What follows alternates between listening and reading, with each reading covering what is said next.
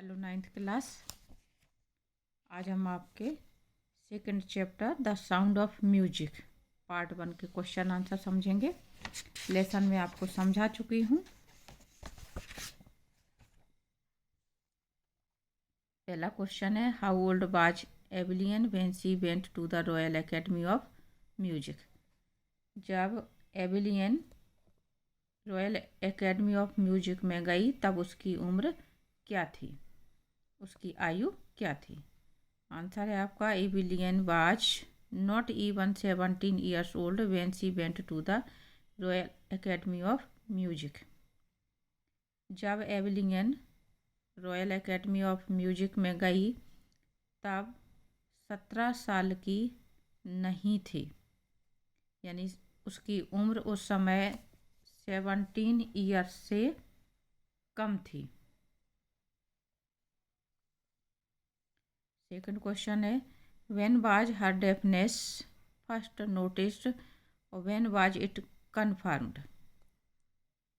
उसके बहरेपन के बारे में पहली बार कब पता चला और ये कन्फर्म कब हुआ, यानी इसकी पुष्टि कब हुई कि वो पूरी तरह से बहरी है या बहरी हो चुकी है। Her mother was first noticed when she was 8 years old. उसकी माँ ने ये बात जब नोटिस की थी जब वह केवल 8 वर्ष की थी। It was confirmed by the time she was 11 years old. और जब वह 11 वर्ष की थी तब ये बात की पुष्टि हुई कि वह पूरी तरह से बहरी है। नेक्स्ट क्वेश्चन है, who helped her to continue with music, what did he do and say. Question अगर ये एग्जाम में आएगा तो यहाँ पे हर की जगह आपका नाम आएगा एविलियन गिलेनी, ये आपको ध्यान रखना है। यानी एविलियन गिलेनी को संगीत जारी रखने में किसने मदद की, what did he do and से, और उसने क्या किया और क्या कहा। आंसर है आपका, percussionist Ron Forbes helped her to continue with music. Percussionist Ron Forbes, percussionist कहते हैं ढोल तबला वादक, तो ढोल तबला वादक रॉन फोर्ब्स थे। उन्होंने इस बात में मदद की उसकी कि वह संगीत अपना जारी रखे। He spotted her potential and said, don't listen through your ears, try to sense it some other way. He began by tuning 2 large drums to different notes.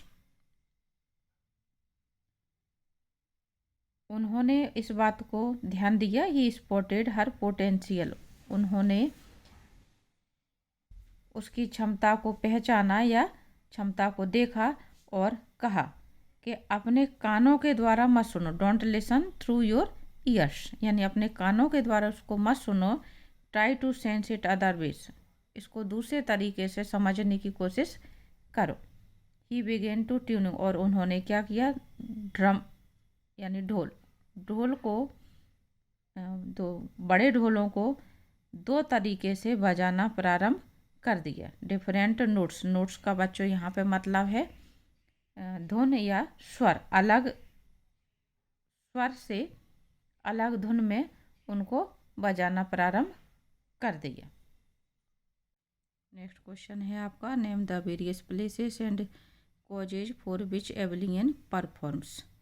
उन विभिन्न स्थानों और कारणों के नाम बताएं जिनके लिए एविलियन प्रदर्शन किया करती थी।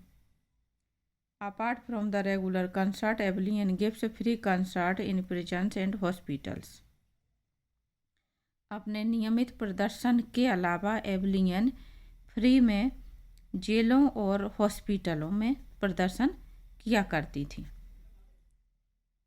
She also gives high priority to classes for young musicians.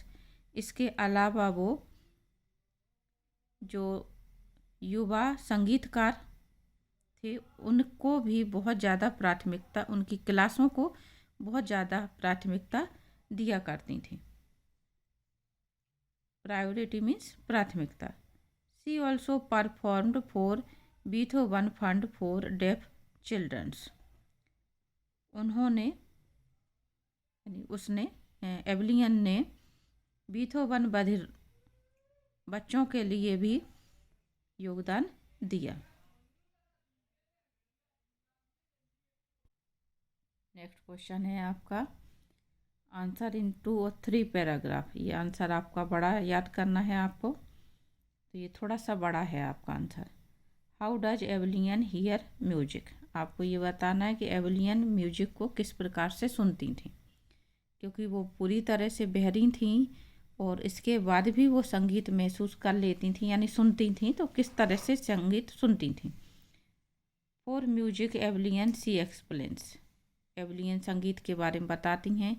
It pours in through every part of my body, यानी मेरे शरीर के प्रत्येक अंग से संगीत बहता है या उड़लता है। It tingles in the skin, my cheek bones and even my hair.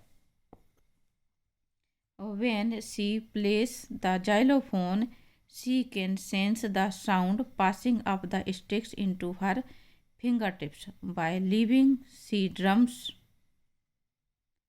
she can feel the resonances flowing into her body. On a wooden platform, she removes her shoes so that vibration pass through her bare feet and up her legs.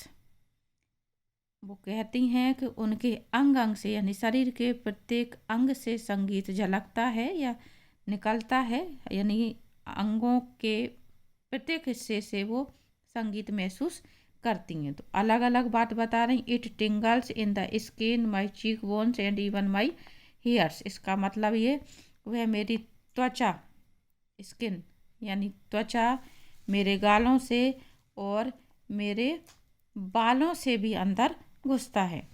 When C place, जब वह xylophone बजाती हैं, xylophone यानी जल तरंग, तो वो कह रही हैं कि वो उंगलियों की जो फिंगर टिप हैं उनसे इसकी तरंगों को महसूस करती हैं।